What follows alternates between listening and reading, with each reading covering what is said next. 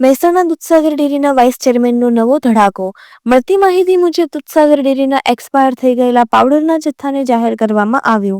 Dairy પાસે April 2025માં expire થયેલો પાવડરનો જથ્થો ચરાડા ગામના ગોડાઉનમાં રાખવામાં આવ્યો છે. એક્સપાયર થયેલો જથ્થો ડેરી પાસે પોતાનો જથ્થો હોવા છતાં પણ અમૂલ પાસેથી પાવડર ખરીદવાનું કારણ શું, તેવો સવાલ કરતા વાઇસ ચેરમેન યોગેશ પટેલ. આજે કંઈક ફરીથી તમે જે તપાસ માટે હકીકત જાણવા માટે ગયા હતા, પણ એ તમને જાણવા ના મળી, શું હતું? જાણવા મળી ગયું ને, હકીકત તો અમે પકડી પાડી. પકડ્યા પછી આજે હું LK પટેલ બે ચરાડા જવા નીકળ્યા. ચરાડામાં અમારું એક ગોડાઉન છે. કાલ પણ મીડિયામાં થકી કહ્યું હતું કે ભાઈ અમારો પાવડર એક્સપાયર ડેટ થયેલો પડ્યો છે અને અમને પાવડર 5000 મેટ્રિક ટન શેના માટે ખરીદ્યો એ મારે પ્રૂફ કરવાનું હતું. અશોક ચૌધરી ચેરમેન શ્રી પ્રૂફમાં ના પાડતા હતા. આજે ઓન પેપર ચરાડા ગામની અંદર જનતાની વચ્ચે યોગેશ પટેલે જાતે રેડ પાડીને એક્સપાયર ડેટ પાવડરનો ખુલાસો કર્યો અને એ પણ મીડિયા અને પત્રકારોને પણ ઘણા 2-3 પત્રકારો પણ આવ્યા હતા. પત્રકારોએ પણ વિડીયો લીધો અને મેં પણ જાતે લીધું. મારો શર્ટ પણ બગડેલો છે, ગોડાઉનમાં ખુલ્લું કરીને બતાવ્યું, મારો પગ પણ એવો છે. પણ આજે કાલના જેવી પરિસ્થિતિ અશોક ચૌધરીએ બનાવી.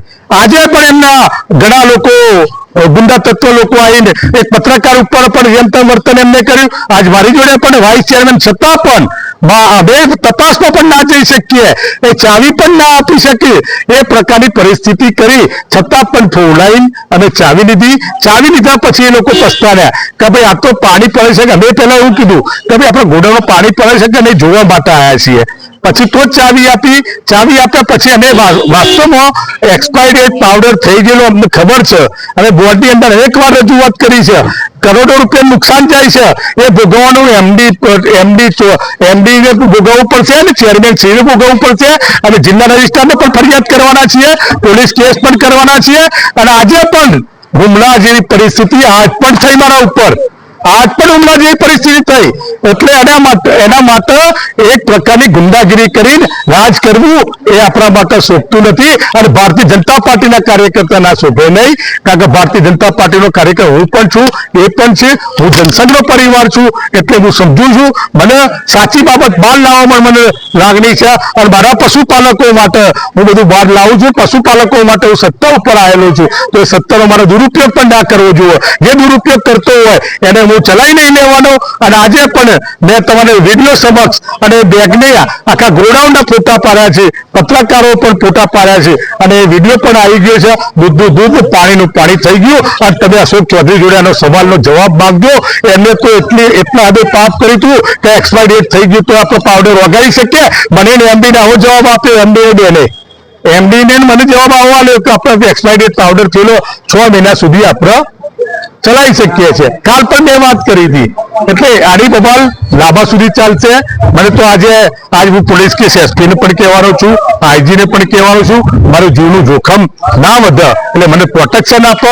જ્યારે ડેરીની મિટિંગમાં જવાનું ત્યારે પ્રોટેક્શન આપો, જનરલમાં જવાનું ત્યારે પ્રોટેક્શન આપો. હું મારી પાર્ટીને કહે કારણ કે એટલા માટે કે વિવાદ હવે મોટા સ્તરે જઈ રહ્યો છે. તમને લાગશે કે હજુ પણ હુમલા થશે? હુમલો એ આ વખતે હુમલો કરશે અને તેની પરિસ્થિતિ બહુ ગંભીર થશે. હુમલો જવાબ આપવા તૈયાર છું. હું આજે બહુ સહન કરવાની શક્તિ એવું મારામાં રહી નથી. કારણ કે હુમલો ક્યાં સુધી સહન કરવાનો? 2 વાર 3 વાર 4 વાર પછી માણસ સીધો હોય ને શું કરે, મોટો હુમલો કરી દેશે.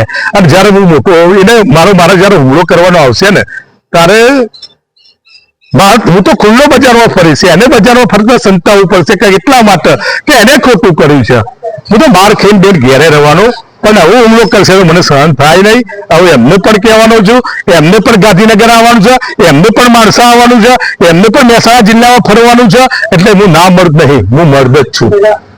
એટલે આજે આ વિદ્યાર્થીઓને કંટાળીને હું બોલું છું કે ભાઈ આવો લાફાનો જવાબ લાફડે હું આપીશ.